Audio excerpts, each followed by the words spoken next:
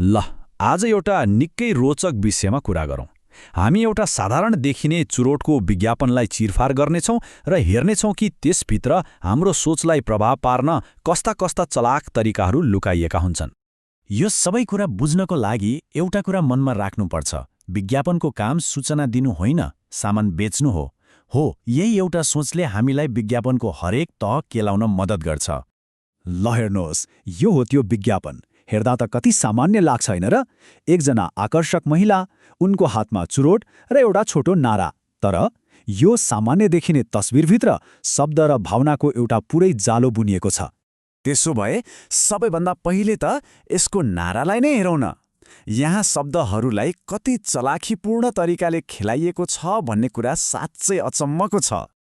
यो नाराको सबैभन्दा मुख्य शब्द हो लाइट। तर के विज्ञापन बनाउनेले यो शब्दको एउटै मात्र अर्थ सोच्यो होला? एकछिन विचार गरौँ त। अब हेर्नुहोस्, यो लाइट शब्दमा दुईवटा शक्तिशाली अर्थ लुकेका छन्। पहिलो अर्थ हो बाल्नु, जसले आगो, इच्छा र आकर्षणलाई सङ्केत गर्छ। अनि दोस्रो र सबैभन्दा चलाखीपूर्ण अर्थ हो हल्का, जसले यो चुरोट सायद सुरक्षित छ, कम हानिकारक छ वा स्वस्थकर नै छ कि भन्ने भ्रम पैदा गर्छ। कस्तो गजबको शब्दखेल! भाषामा यस्तो खेललाई स्लेस वा अङ्ग्रेजीमा पन भनिन्छ। विज्ञापनदाताले एउटै शब्द प्रयोग गरेर दुई फरक फरक इच्छाहरूलाई एकैपटक निशाना बनाइरहेका छन्। यो कुनै संयोग होइन, यो पुरै योजना बनाएर गरिएको हो।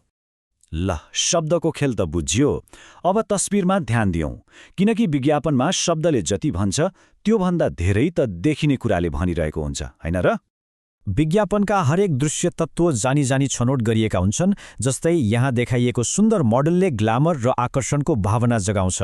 यसले धूम्रपानलाई रमाइलो र इच्छासँग जोडिदिन्छ र यसको खतरनाक वास्तविकतालाई त पुरै ओझलमा पारिदिन्छ। अब विज्ञापनको एउटा यस्तो पाटोमा ध्यान दियौँ जुन प्राय कसैले याद गर्दैन। त्यो सानो अक्षरमा लेखिएको चेतावनी। यसको उद्देश्य नै चलाखीपूर्ण छ। विज्ञापनमा लेखिएको चेतावनी ठ्याक्क यही हो। हेर्दा त कम्पनी कति जिम्मेवार जस्तो देखिन्छ, तर यसले जे भन्दैन त्यो झन महत्त्वपूर्ण छ। यो एकदमै विशिष्ट चेतावनीले नबोलिकन एउटा सन्देश दिइरहेको छ। गर्भवती नहुनेहरूका लागि यसको अर्थ के होला त? र यही नै हो मनोवैज्ञानिक चाल। जब चेतावनीले एउटा मात्र समूहलाई लक्षित गर्छ, तब अरू सबैलाई के लाग्न सक्छ भने यो उत्पादन उनीहरूका लागि पर्याप्त सुरक्षित छ। यसले सुरक्षाको ठूलो भ्रम पैदा गर्छ।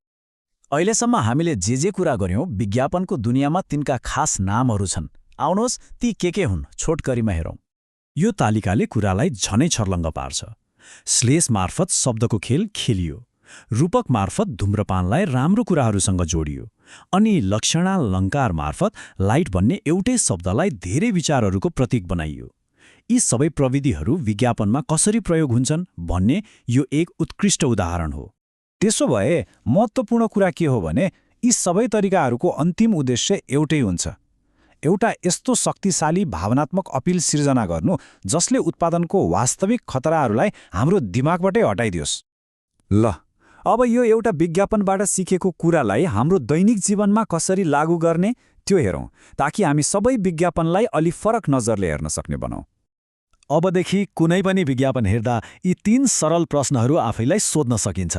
यसले साँच्चै भन्न खोजेको के हो? यसले के कुरा लुकाइरहेको छ? र यसको शब्द र तस्बिरले मेरो सोचलाई कसरी असर गर्दैछ?